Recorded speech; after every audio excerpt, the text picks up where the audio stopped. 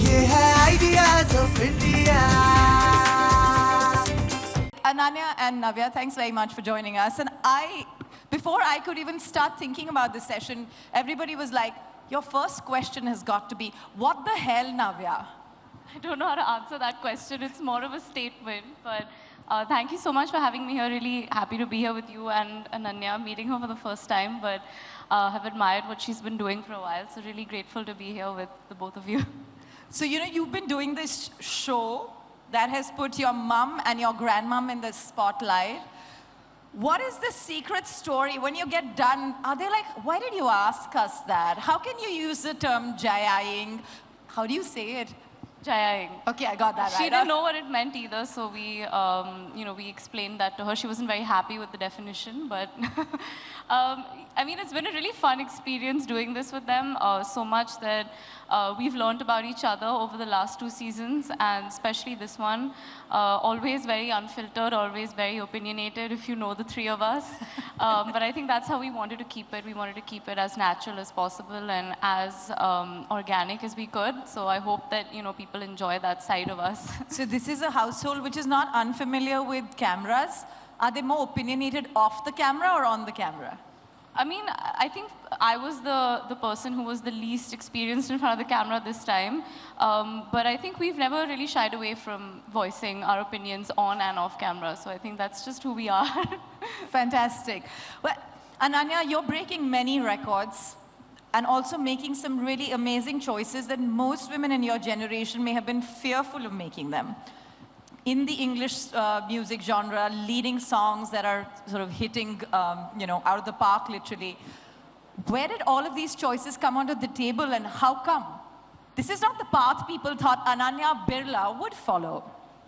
So firstly, it's a pleasure being here. Thank you so much, ABP News. It's a pleasure, Shirley, as always. And Navya, I've really looked up to everything that you do. In fact, like I told you, I just watched the last episode of your podcast, and we finally meet on a stage, but it's lovely regardless.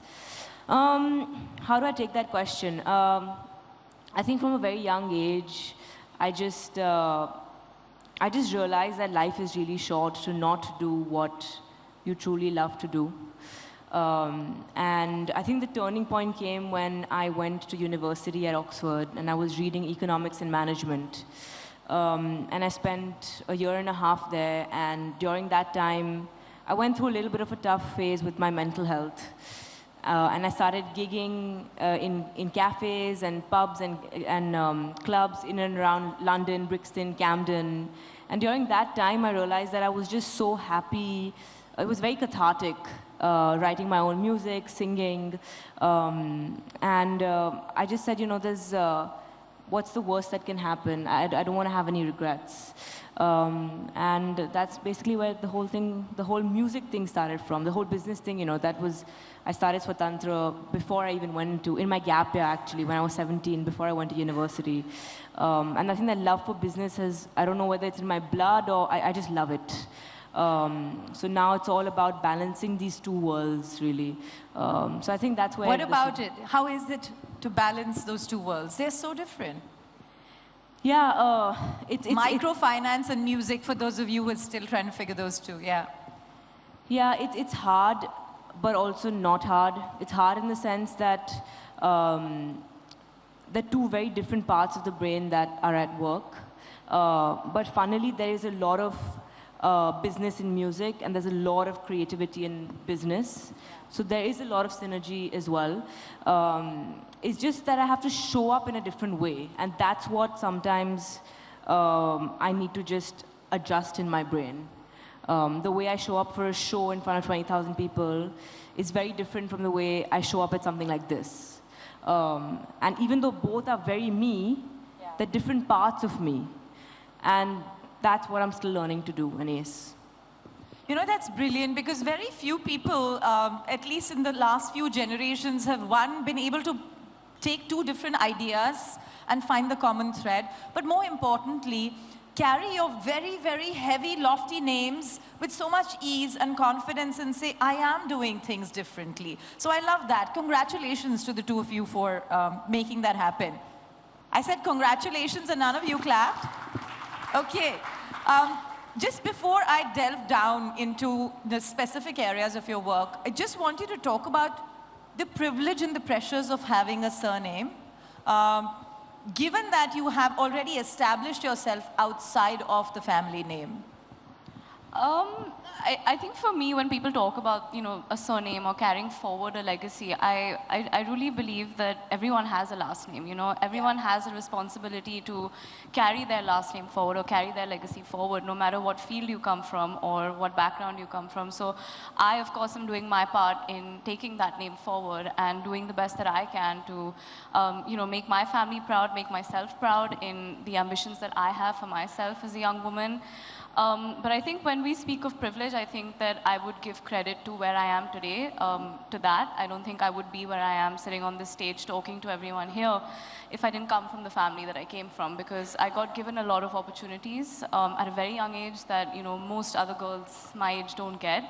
And for me, it's always been important to use those opportunities to the best of my abilities to create the most that I can, not just for myself, but for others as well. And that's something I've tried to do, and I hope that I have been successful in doing that. Yeah. But yeah, I would definitely give credit to where I am today professionally, and personally, maybe in a lot of ways to, I owe that to where I come from and my family. Fair. Ananya? I completely agree with Navya. I think I would be nowhere without my last name. Not just because of the last name Birla, but because of my parents, my family, my friends, and my team. I think I would be nothing without them. And that's just the truth of the matter, I think. I work very, very hard. I love what I do. But I would be nothing without them. And more than that, I would just be really sad without them, honestly. And I said this on one of my Instagram, AMAs as well. I think initially, there was a lot of guilt that I felt being born in privilege. Why do I deserve this? And slowly but surely, I think I've been able to refine my own skill sets and try to show up every day for myself in a way that I feel proud of. I think at the end of the day, all of this really boils down to identity, right? And as long as we feel good in ourselves and what we are doing, and we feel like we are adding to the legacy, I think I'm in a safe place. Also, I think it's a huge blessing. It's a huge, huge blessing. Yeah, I hope that, like Navya said, I hope that I can contribute a minuscule amount to what my forefathers have and may impact people and make myself better and hopefully make the world a little better.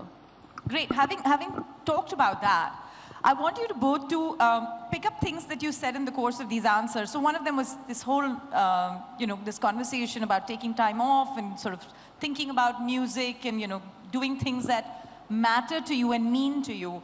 This is also about the generation that you both are in. They want to be true to themselves. This morning in one of his keynotes, I think Adidep mentioned that social, wokeness is a social currency of this generation. But what is it that's making you constantly go back and say, you know what, I want to give back, I want to do this for myself, and I also want to do it in the now. Talk to us about how your generation sees some of these things. It's you first. Which one's going first? You can take it. Yeah, okay. Yeah, please take it. You want me to? No, I'll go for it.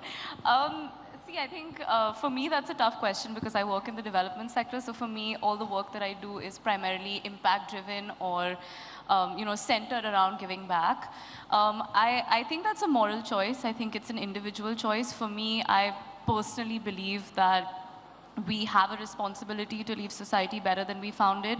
Yeah. And in whatever way we can do that, it doesn't have to be on a larger scale, it could be on very small things, but if we are able to do that in some shape or form in our life, I think that's what, at least for me, is a moral obligation. Is this closer to the identity that you're searching? Ananya was talking about identity, so when you see yourself as somebody who works in the development sector, less so as somebody who's seen in, page 3 or the front pages of newspapers. Yeah, I mean, I think for me, again, I think the last 3 years have been pretty much about, creating that impact. And like Ananya said, I think there's so much that, our parents, our grandparents have done before us. And I think that I at least feel a personal level of responsibility with the kind of work that has been done before me and the kind of work that maybe I would want to continue taking forward. Yeah. I think even as, if we talk about the surname, I think from both sides of my family, a lot of it has been giving, right, to the people in different shapes or forms, whether it's in the form of entertainment, whether it's in the form of business, through making tractors. I think we've been a family that has always believed in giving. So I think that's just me creating a different identity for myself in the way that I'm giving back, but I think still carrying forward that message or that legacy of always giving to others. Yeah. For those of you who are still catching up on Navya's business side, she's very involved in the escorts business, the tractors business. She spent a large amount of time last year going to her dealerships to see how exactly this business works after their recent merger come acquisition in India. Well, Ananya, you just gave us a little insight into the fact that you were 17 when you started Swatantra, and I still remember some of our previous conversations were so focused on why this microfinance business was so important. Today we're talking after you've done this mega acquisition of Chaitanya, and it's being talked about not just in the circles within microfinance, but how important an acquisition this is to scale the mission that you've started. So talk to us a little bit about that work. Absolutely. I think I founded Swatantra when I was 17, and it's just been 12 years a couple of days ago. And while building Swatantra, however cliche this sounds, I think I became Swatantra during that process. I think the naive 17-year-old, I think I saw in our society, I saw that women didn't have freedom to do what they wanted to do because they were not financially independent. So either she was under the care of her father, and then she gets married, and then it's her husband's choice.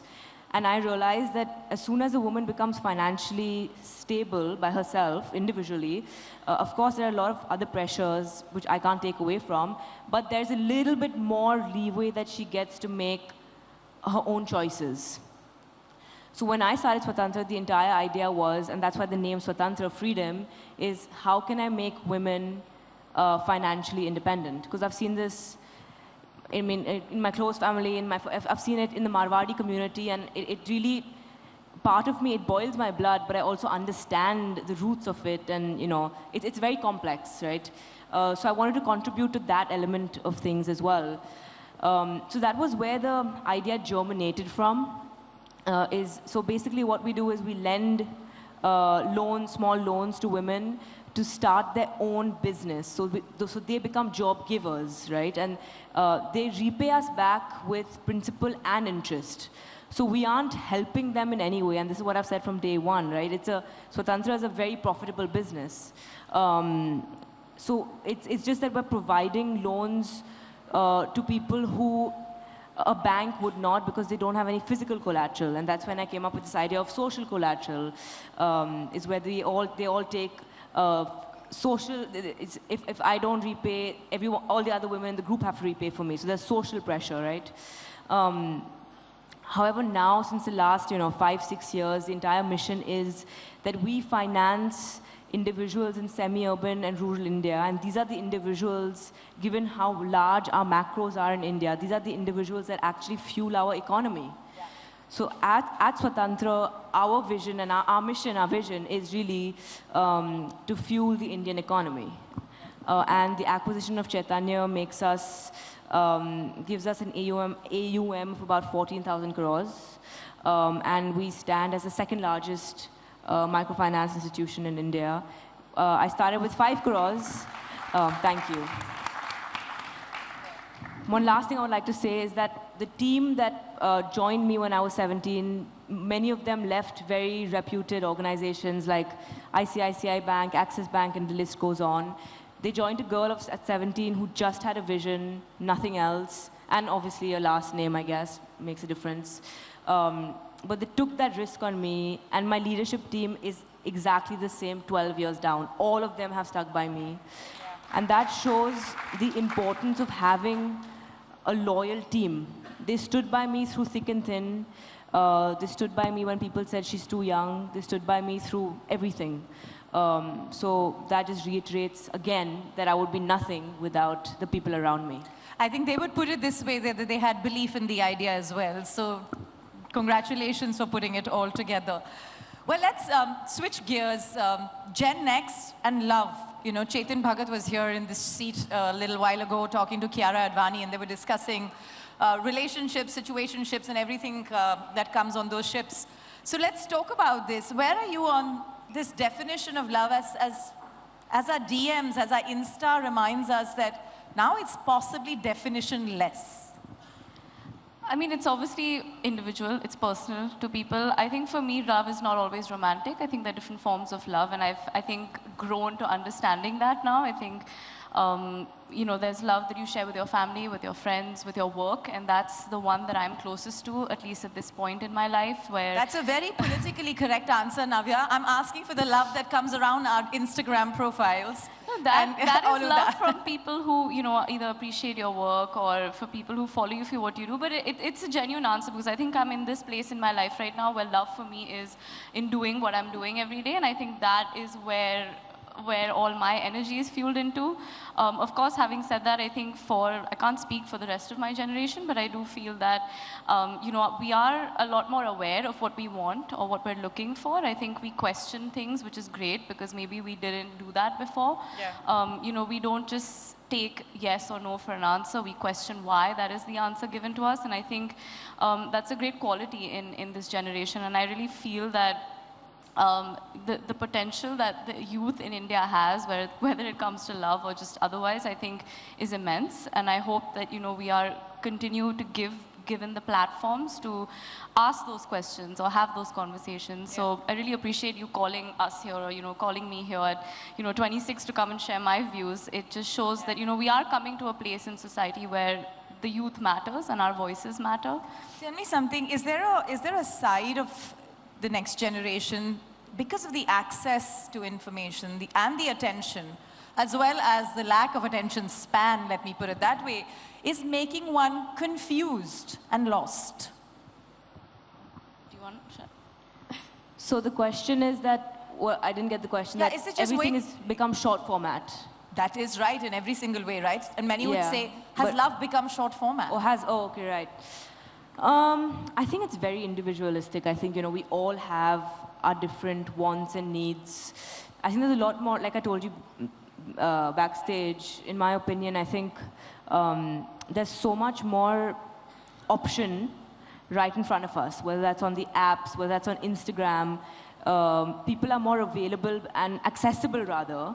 And so instead of having to, you know, drive to someone or literally put someone's number in and, you know, it's just like a double tap. And so what happens, I think, is with more option, our brains sort of get confused. I mean, it's confusing. There's more option, so there's more, if there's more option, opportunity cost is higher, which means that, oh my God, am I making the right choice? See, if I don't have any choice, I'm happy. I don't have a choice, I'm doing it, right? More option means there's more sort of pressure on making the right decision. And I personally didn't realize, but that, I think, brings a lot of anxiety. As a generation, we're very, very, like, I personally, I've sort of figured ways to manage it well now, and I'm okay now, but I had a phase where I was very anxious myself. And I think a lot of this comes from decision anxiety, because there's so much out there, there's so much content, there's so much option, that our brains are always overwhelmed with choice. And like you said, everything's so short format now that we get like a dopamine hit. And suddenly going for a walk in nature doesn't feel as exciting, because I want to be back on my phone and get that dopamine hit.